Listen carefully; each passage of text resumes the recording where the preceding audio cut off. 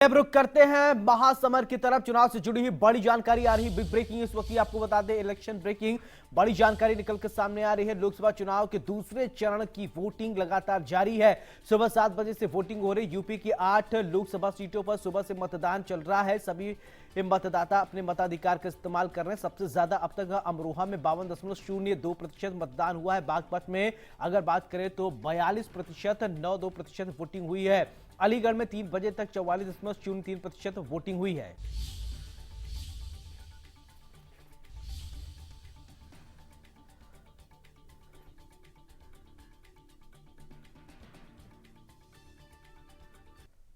चलिए अब आपको अलीगढ़ लेकर चलते हैं। अलीगढ़ की जनता में कितना उत्साह है मताधिकार को लेकर, अपने रिपोर्ट देखिए। वहां पर लोग जो है घरों से निकल रहे हैं और लगातार मतदान कर रहे हैं।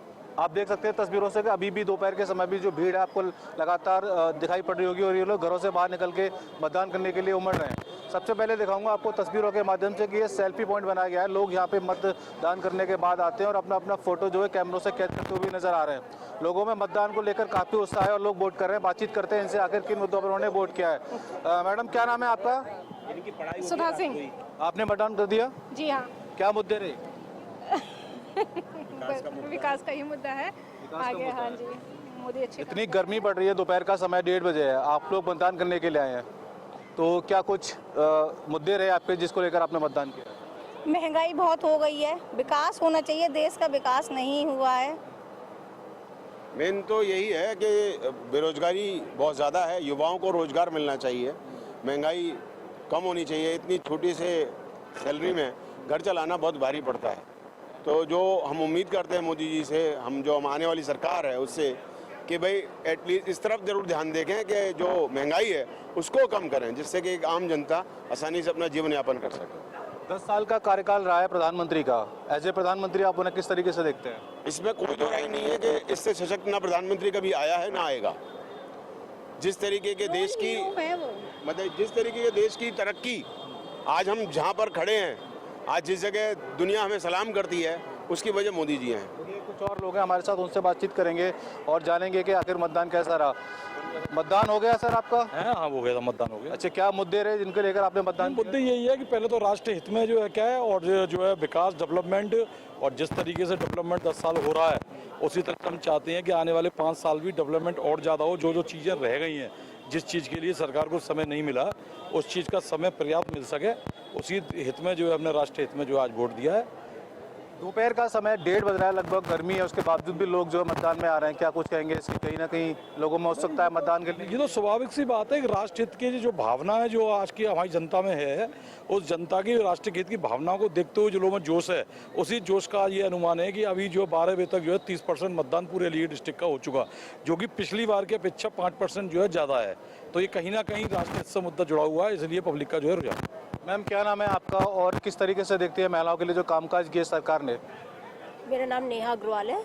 सरकार ने इस तरह काम तो किया है, लेडीज़ों को सुरक्षा प्रदान करी है, और जो उज्ज्वला गैस योजना वगैरह है वो भी सब दी है। काम तो काफ़ी अच्छा है, बस थोड़ी सी मोदी सरकार से है कि महंगाई थोड़ा सा कम करें। महंगाई थोड़ा सा कम करें, सही बात है। और भी लोग हैं, इनसे भी बातचीत करेंगे। क्या नाम है आपका? नागेंद्र सिंह।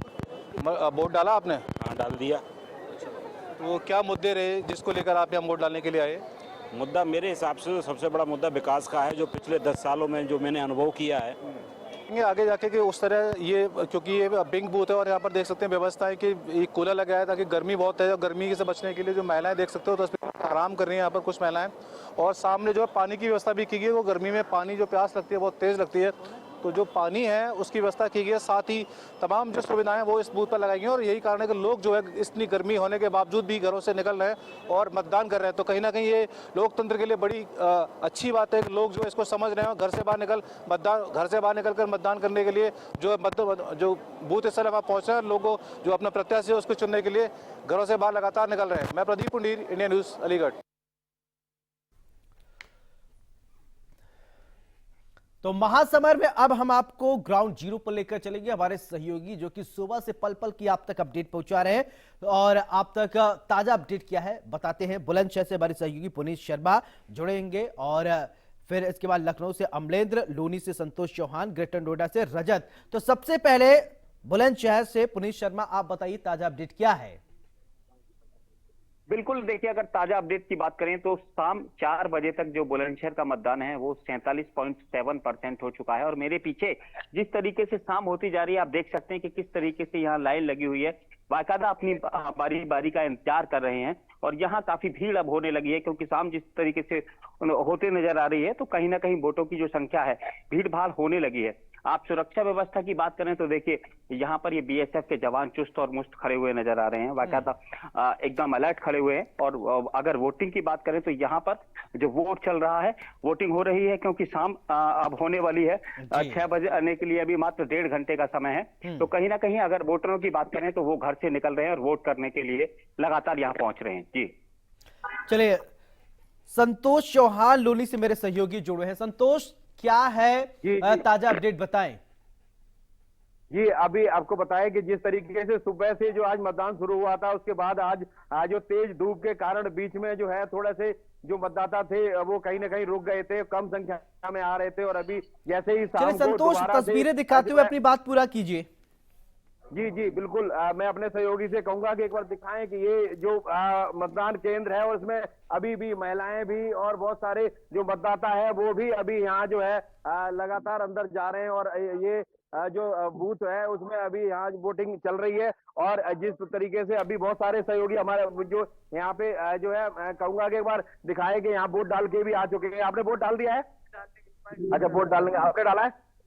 अच्छा, अभी जो है यहाँ पे बहुत सारे लोग निकल भी रहे हैं वोट डाल के। मैं अभी जैसे ही एक मतदाता है जो वोट डाल के आए हैं, आपने वोट डाल दिया है? आइए मैं आपको दिखाता हूँ कि किस तरीके से जो है ये वोट डाल के आए हैं। मैं एक बार बात कराता हूँ आपकी, आपने क्या सोच के वोट दिया है? आपने वोट दे दिया है? आइए, आप आइए आइए आइए आइए। क्या नाम है आपका? मेरा नाम महावीर जी। महावीर जी, क्या सोच के आपने वोट दिया है यहाँ पे?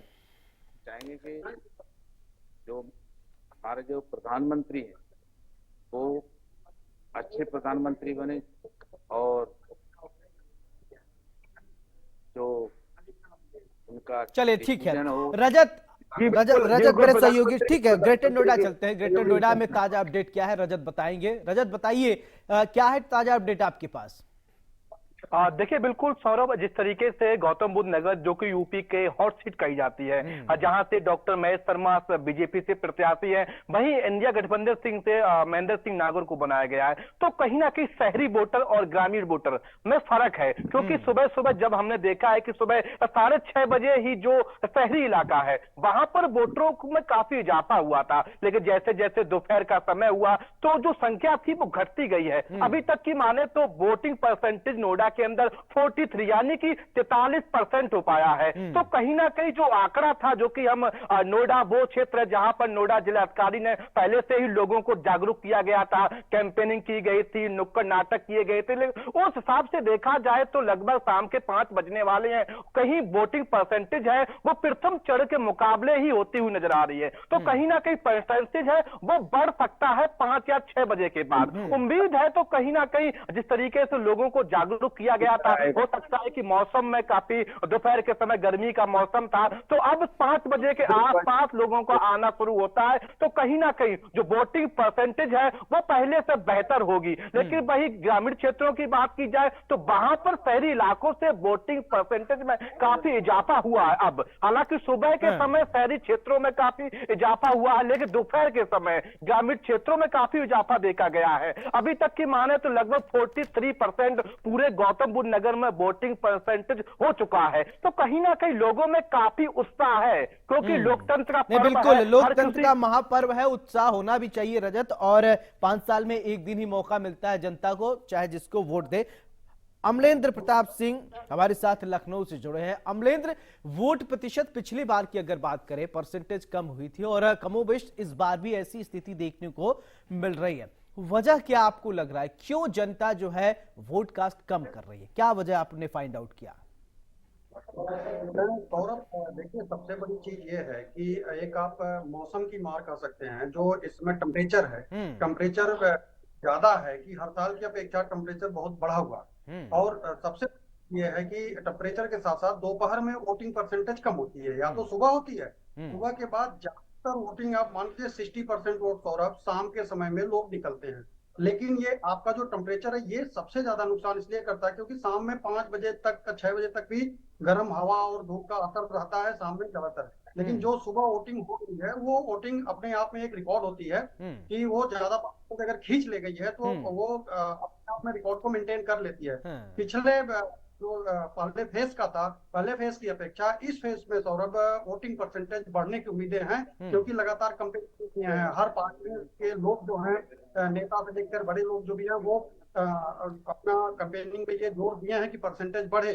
जो मौजूदा में है बीजेपी भी लगातार कंपेनिंग कर रही है कि आप लोग निकलिए, युवा बाहर निकलें, बुजुर्ग बाहर निकलें, ये लोग वोटिंग करें। कई जागरूकता बिल्कुल अमलेंद्र, अभी हमारे साथ एक राजनीतिक विश्लेषक जुड़े थे और यही सवाल मैंने उनसे पूछा तो उन्होंने कहा कि पश्चिम बंगाल में तो गर्मी नहीं है, पश्चिम बंगाल में गर्मी बहुत ज्यादा है, वहां तो इस तरीके की स्थिति नहीं है। लेकिन अन्य जगहों पर ऐसा क्या हो गया, लोग जो है कम निकल रहे हैं? पश्चिम बंगाल में तो धड़ाधड़ वोटिंग हो रही है, वोट परसेंट बढ़े हैं, लेकिन अन्य राज्यों में, चाहे उत्तर प्रदेश में पिछली बार देख लीजिए, राजस्थान में देख लीजिए, मध्य प्रदेश में देखिए और कमोवेश छत्तीसगढ़ में भी देखिए। हेलो जी सर, हम अदर स्टेट से इसलिए नहीं कर सकते हैं कि यहाँ का वोटर, यहाँ का हो गया यहाँ का लॉ एंड ऑर्डर, हट जाऊं सर, सारी ऐसी चीजें हैं हेलो अदर स्टेट। जैसे हट जाऊं सर, पश्चिम बंगाल की जो भी कंडीशंस हैं वो क्योंकि वहाँ की जो भी चलिए ठीक है, पश्चिम बंगाल हम छोड़ देते हैं, उत्तर प्रदेश पर ही केंद्रित रहते हैं और उत्तर प्रदेश ही हमारा मेन फोकस है। अमलेंद्र, एक सवाल मेरा आपसे और कि इस बार 4 ऐसे प्रत्याशी हैं जो हैट्रिक लगाने वाले। पिछले 2019 आपको याद होगा, 2019 में इसी 8 सीटों की अगर बात कर लें तो भारतीय जनता पार्टी ने 8 में से 7 सीटों पर कमल खिलाया था, 1 बीएसपी को मिला था। क्या वही track record Bharatiya Janata party दोहरा पाएगी या इस बार कुछ खेला होगा? देखिए सौरभ, ये चीजें डायरेक्ट वे में हम नहीं कह सकते हैं कि कौन जीत रहा है, कौन हार रहा है और हम आकलन कर सकते हैं जी। तो ये निर्णय जो भी है वोटर्स डिसाइड करते हैं। हम एक जमीनी हक तो बात होती है, लोगों से जो हम लोग मिलते हैं, जो हम लोकल वे पे जो कंपेनिंग किए हैं, उसमें यह है कि हर एक प्रत्याशी कांटे की टक्कर की लड़ाई लड़ता है और लड़ लेता है, कौन किसकी सीटें जो है जा रही है की तरफ जा रही है, किसका है। क्योंकि ज्यादातर होता क्या है, कुछ लोग एसी में बैठ करके राजनीति करते हैं, कुछ लोग जमीन पे राजनीति करते हैं। यही अगर हम बात सपा की कैंपेनिंग बीजेपी अपेक्षा बहुत स्लो दिख रही है। यही एक सर्वे में भी आया था अमलेंद्र। चलिए ठीक है, मैं अन्य सहयोगियों से इसका जवाब लेता हूं और पुनीत से मैं इसका जवाब लूंगा क्योंकि बुलंदशहर भी हॉट सीटों में से एक है। पुनीत, मैं आपसे ये समझना चाहता हूं, जैसा कि अमलेंद्र कह रहे थे कुछ लोग एसी कमरे में बैठकर कैंपेनिंग करते, एक सर्वे आया कि नेता जो है वो ट्विटर के माध्यम से, इंस्टाग्राम के माध्यम से, रील के माध्यम से लोगों से कनेक्ट होते थे, पन्ना प्रमुख हुआ करते थे, पन्ना प्रमुख लोगों के घर जाते थे, कैंपेनिंग होती थी, चुनाव के पहले घर घर जाकर वोट की बात कही जाती थी। क्या इन चीजों में हम कमी देखे हैं या कमी पाई गई जिसका ये नतीजा है कि वोट प्रतिशत जो है वो कम हुआ है? बिल्कुल, देखिए सौरभ, सबसे बड़ी बात यह कि जो अभी आपने कहा था कि कहीं ना कहीं पन्ना प्रमुख भी बनाए गए थे और उनको भी कैंपेनिंग करने के लिए कहा था, लेकिन पश्चिमी उत्तर प्रदेश में एक सबसे बड़ी बात अगर वोटिंग परसेंटेज की हम माने तो गर्मी का भी कारण है और साथ ही अभी जो गेहूं की फसल है वो यहाँ पर कटी नहीं है। लगभग 60 से 70% अभी जो फसल है वो कटी गई है, लेकिन 30% जो फसल है वह भी अभी रुकी है। तो ग्रामीण क्षेत्रों में अगर कम वोटिंग की बात करें तो एक ये भी वजह हो सकती है। दूसरा भी एक आपने क्वेश्चन किया था कि क्या वो हैट्रिक जो यहाँ प्रत्याशी हैं, बुलंदशहर से भी लगातार तीसरी बार भोला सांसद को दिया टिकट और साथ ही क्योंकि बुलंदशहर की 2 विधानसभा सीटें हैं जो गौतम बुद्ध नगर लोकसभा सीट में आती हैं, महेश शर्मा को भी तीसरी बार लगातार टिकट दिया है। हालांकि जो दोनों लोकसभा प्रत्याशी हैं वो अपनी अपनी हैट्रिक का दावा कर रहे हैं, लेकिन ये दावा कितना सच हो पाएगा ये तो कहना अभी मुश्किल होगा। ये तो आने वाला वक्त 4 जून को ही पता लगेगा। लेकिन कहीं ना कहीं अगर मुकाबले की बात की जाए तो यहाँ बुलंदशहर में जो मुकाबला है वो भारतीय जनता पार्टी से ही मुकाबला होगा। बाकी अन्य की अगर बात करें तो हम प्रत्याशी अपनी जीत का दावा करता है, लेकिन कहीं ना कहीं अगर मुकाबले की बात करें तो भारतीय जनता पार्टी से ही इन दोनों सीटों पर मुकाबला होगा। जी बिल्कुल। रजत, अगर इस बार की बात किया जाए पहले चरण और दूसरे चरण की हम बात आज कर रहे हैं। पहले चरण में आप लगातार हम ग्राउंड जीरो पर रहे और आप वहां पहुंचते, दर्शकों से बात किए, वोटर से बात की, क्या अंतर समझ में आ रहा है दूसरे चरण में पहले के कंपैरिजन में? देखिए बिल्कुल, अगर हम प्रथम चरण की बात की जाए तो वोटिंग परसेंटेज बहुत कम रहा है, लेकिन उसी के लिहाजा से बात की जाए जो समय मिला था उस दौरान काफी कैंपेनिंग भी की गई है। नोएडा जिला अधिकारी खुद नुक्कड़ नाटक सभाएं की गई हैं, लोगों को जागरूक किया गया है। उसी हिसाब से बात की जाए तो पिछले चुनाव के मुकाबले शहरी वोटर काफी उत्साह में देखा गया है। खास तौर से जब हम ग्रामीण क्षेत्रों में गए हैं तो वहां पर महिलाएं, पुरुषों से ज्यादा महिलाएं मुझे पोलिंग बूथों पर संख्या में नजर आई हैं। तो सोचिए कि महिलाओं में काफी उत्साह है पुरुषों से ज्यादा। तो कहीं ना कहीं इस बार चुनाव और जो उत्साह है, और जब हमने लोगों से बातचीत की है उनका कहना है कि हम विकास को लेकर वोट कर रहे हैं, जो कि गौतम बुद्ध नगर हॉट सीट कही जाती है, जिस पर तीसरी बार बीजेपी ने महेश शर्मा पर भरोसा जताया है। हालांकि टिकट चौथी बार मिला है, एक बार चुनाव हार गए थे। तो कहीं ना कहीं जो लोग हैं उस मुद्दों, जो विकास है, जो कि एयरपोर्ट को लेकर बात होती है, फिल्म सिटी की बात होती है, तो विकास को लेकर वोट किया है। वही वोटिंग परसेंटेज की बात की जाए तो गौतम बुद्ध नगर में शहरी क्षेत्र में कुछ ज्यादा देखा गया है सुबह के समय, लेकिन जब जैसे जैसे दोपहर होती रही है तो शहरी क्षेत्रों में वोटिंग परसेंटेज कुछ घटा, वही ग्रामीणों क्षेत्रों में इजाफा हुआ है। तो कहीं ना कहीं महिलाएं कुछ ज्यादा इस बार वोटिंग परसेंटेज में हिस्सा लेते हुई नजर आ रही हैं। जी सौरभ। बिल्कुल, महिलाओं को वैसे भी साइलेंट वोटर कहा जाता है और कहा जाता है कि महिला टोली जिस तरफ निकल पड़े, समझ लीजिए अच्छे दिन उसके आएंगे। बहरहाल संतोष चौहान मेरे साथ लोनी से लगातार जुड़े। संतोष, मैं आपसे ये समझना चाहता हूं कि क्या इस बार राष्ट्रीय मुद्दे हावी हो रहे हैं या क्षेत्रीय मुद्दे हावी हो रहे हैं? लोगों से आपकी बातचीत हुई होगी, क्या प्रतिक्रियाएं मिल रही हैं? जी सौरभ, जिस तरीके से बताएं कि ये जो सीट है गाजियाबाद बड़ी हॉट सीट मानी जाती है, क्योंकि ये सेफ सीट थी भाजपा के लिए, और भाजपा ने इस बार जो है प्रत्याशी बदला है। यहाँ पे जनरल पीके सिंह पिछली 2 बार से यहाँ से सांसद थे, और जब ये सीट जो है बदली गई तो बहुत सारे मुद्दे, क्योंकि जब यहाँ से हमेशा से देखा जाए, पहले राजनाथ सिंह भी यहाँ से चुनाव लड़ चुके हैं, यहाँ पे हमेशा बड़े नेता ही चुनाव लड़े हैं, तो कहीं ना कहीं ये सीट जो है राष्ट्रीय मुद्दों के लिए ही पहचान बनी हुई थी। लेकिन अभी जो इस बार जो टिकट दिया गया है वो यहाँ से विधायक हैं अतुल गर्ग, उनको टिकट भाजपा ने प्रत्याशी बनाया है, उनको टिकट दिया है। और यहाँ पे डॉली शर्मा जो सपा और कांग्रेस के गठबंधन से संयुक्त मोर्चा है उससे चुनाव लड़ रही है, तो उन्होंने प्रयास किया है कि लोकल मुद्दों पे चुनाव लड़ा जाए। और जो अतुल गर्ग हैं उन्होंने उनके प्रचार के लिए प्रधानमंत्री भी, मुख्यमंत्री भी और रक्षा मंत्री भी उनके जो है नामांकन में पहुंचे हुए थे, तो यहाँ वो इसको जो है राष्ट्रीय मुद्दों पे लड़ना चाह रहे थे। लेकिन जो डॉली शर्मा है उन्होंने कहीं ना कहीं जो है लोकल मुद्दे उठा के और यहाँ पे जो है लोकल मुद्दों को हावी रखने का प्रयास किया है। बिल्कुल संतोष, आपने बात कही तो जनरल वीके सिंह की 2019 मुझे याद है कि सबसे ज्यादा अगर किसी ने वोट हासिल किया था तो वो जनरल वीके सिंह थे, उनको टिकट नहीं दिया गया। और एक ऐसे प्रत्याशी है जिनको सबसे कम वोट मिले थे, 181 वोट मिले थे, वो मछली शहर से आते हैं, उनको बीपी सरोज, उनको टिकट दे दिया गया। लेकिन सबसे ज्यादा वोट पाने वाले को टिकट नहीं दिया गया, ये थोड़ा समझ से थोड़ा परे लगा। जी बिल्कुल, बताएं कि जिस तरीके से जनरल जो बीके सिंह है एक बड़ा नाम है, और देश में कि बल्कि विदेश में भी उनका जो है नाम, सरकार के बड़े बड़े संकट मोचन के तौर पे भी कई बार वो उभरे। लेकिन जो यहाँ नीचे की जो राजनीति है, जो नीचे के यहाँ पे जो उनके संगठन और जो विधायक हैं उनसे उनकी जो है कहीं ना कहीं अनुमान मानी जाती थी। और ये भी एक बहुत बड़ा कारण था कि उनमें आपस में ये भाजपा की जो गाजियाबाद में गुटबाजी देखने को मिल रही थी, ये एक बहुत बड़ा कारण रहा है उनकी सीट कटने का। और उनकी सीट कटने के कारण ही जो है राजपूत समाज भी जो है नाराज देखा जा रहा है भाजपा से, उसका भी एक बहुत बड़ा इफेक्ट यहाँ पे उनके टिकट कटने के बाद यहाँ देखने को मिल रहा है। अमृत, मैं आपसे एक एनालिटिकल जवाब चाहता हूं। जवाब ये कि 2014 का चुनाव आपने देखा जब मोदी लहर, 2019 में आपने देखा लोग कह रहे थे इस बार लहर नहीं, इस बार सुनामी है। लेकिन 2024 आते आते लहर सुनामी को क्या हो गई, जो वोट बैंक में तब्दील नहीं होते हुए नजर आ रही? या आपको क्या लगता है कि फर्दर जो है आगे और अच्छी स्थिति होगी? क्योंकि अभी हम तुरंत रिजल्ट हम बता नहीं सकते। क्या आपको लगता है कि इन तीनों चुनाव में क्या आपको अलग नजर आया और इस बार क्या अलग है? सौरभ, देखिए इसमें सबसे बड़ी कमजोरी है, आप विपक्ष को मानिए। विपक्ष इस तरीके से हताशा, निराशा जो दिखता है, इन लोगों का दिख रहा है जमीनी हकीकत पे, उस कैंपेनिंग के अगर आप देखिए तो वो सबसे ज्यादा मायने रखता है कि इन लोगों ने जिस तरीके से प्रचार करना चाहिए उस तरीके से प्रचार नहीं किया है, चाहे वो कांग्रेस हो, चाहे वो सपा हो, चाहे वो बसपा हो। अब अभी मौजूदा समय में देखिए तो आकाश आनंद जिस अग्रेसिव से निकल रहे हैं, उनका जो स्पीच आप सुनिए लगातार, उनकी स्पीचेज को लेके ये लग रहा है कि चुनाव में थोड़ा सा दम है।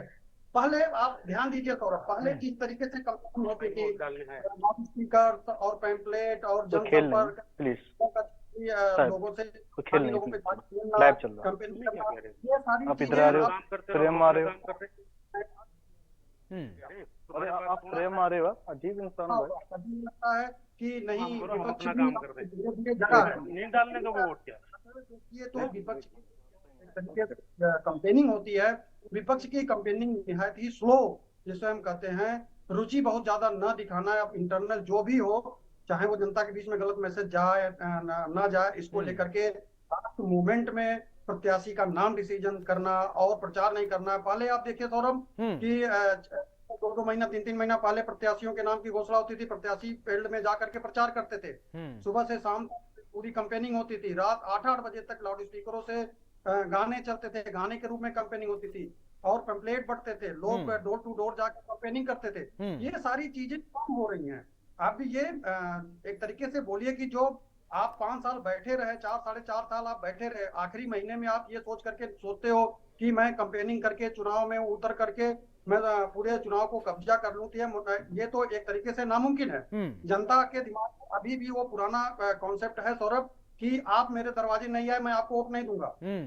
बीजेपी की यही सबसे प्लस पॉइंट ये है कि बीजेपी के जितने भी बूथ लेवल से लेकर के ग्राम सभा लेवल के लेकर के जो छोटे छोटे कार्यकर्ता हैं, वो कैंपेनिंग में डोर टू डोर जाते हैं, मैसेज कन्वे करते हैं, विकास की बात को लोगों तक पहुंचाते हैं, समझाते हैं। विपक्ष के पास रटा रटाया बयान कि हमने विकास किया, हमने विकास किया, हमने विकास किया।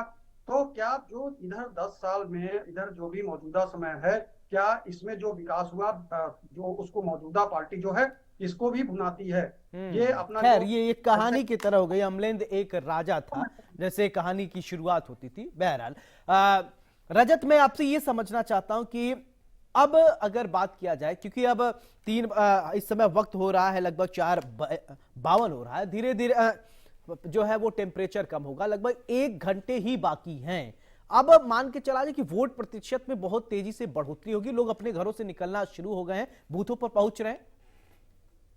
देखिए बिल्कुल सौरभ, जिस तरीके से मौसम बदला, क्योंकि जब दोपहर में गर्मी का समय था तो लोग कम हुए थे आना, लेकिन अब जैसे ही समय 1 घंटा रह गया, हालांकि 6 बजे का समय रखा गया है, तो लोग भारी संख्या में आना शुरू हुए हैं। लोगों में उत्साह एक बार फिर दिखी है। जिस तरीके से सुबह सुबह मैंने देखा है किस तरीके से जो उत्साह है जो शहरी लोगों में देखा गया था, ग्रामीण क्षेत्रों में देखी गई। जैसे ही शाम का समय है, यानी कि मात्र 1 घंटे कुछ मिनट का समय बचा हुआ है मतदान का, अब उत्साह है, वो लोग घरों निकलेंगे। क्योंकि जो ग्रामीण क्षेत्रों की बात की जाए तो गेहूं का काम, फसल का काम चल रहा था, तो उस वक्त किसानों ने अपना काम किया होगा। वहीं शहरी क्षेत्रों की बात की जाए तो हालांकि दोपहर में गर्मी में वो नहीं निकले होंगे, लेकिन जब 1 घंटे का समय रह चुका है, जब मौसम में काफी मौसम ठंडक हुआ है, तो अब लोगों का आना जाना फिर से पहले जैसा हो चुका है। तो अभी तक की माने तो लगभग 45% जो वोटिंग है वो पूरे गौतम बुद्ध नगर में हो चुकी है। वहीं ये गांव है दादूपुर, वहां की बात की जाए तो लगभग 55% तक उस गांव में वोटिंग हो चुकी है। तो लोग हैं वो उत्साह में है इस बार। लेकिन जो साइलेंट महिला की, जो आपने कहा, एक महिला है वो साइलेंट वोटर है। महिलाओं काफी उत्साह इस बार देखा गया है। मैंने देखा है कि कुछ बूथ सेंटर ऐसे हैं जहां पर पुरुष वोटर बहुत कम थे, महिला वोटर ज्यादा थे। यानी कि महिलाओं में काफी उत्साह है, युवाओं में काफी उत्साह है। हर तरफ कहीं ना कहीं लोकतंत्र के पावन पर्व को लेकर काफी लोगों में उत्साह है। लेकिन जिस तरीके से प्रथम चरण का जो रिजल्ट था उसमें हालांकि वोटिंग परसेंटेज काफी कम रहा है, तो उससे कहीं ना कहीं इस बार वोटिंग परसेंटेज है वो ज्यादा बढ़ेगा। वोट परसेंट बढ़ने की पूरी उम्मीद है और अगले 1 घंटे तक लगातार मतदान होंगे और 6 बजे के बाद साफ हो जाएगा वोट प्रतिशत कितने बढ़े। बहुत बहुत शुक्रिया आप सभी का। महासमर पे लगातार हम आपको दिखा रहे हैं, पल पल की अपडेट हम आप तक पहुंचा रहे हैं। यहां रुकेंगे एक छोटे से ब्रेक के लिए और ब्रेक के उस पार आप मेरे सहयोगी पराग के साथ देखिए महासमर में लगातार बड़ी कवरेज।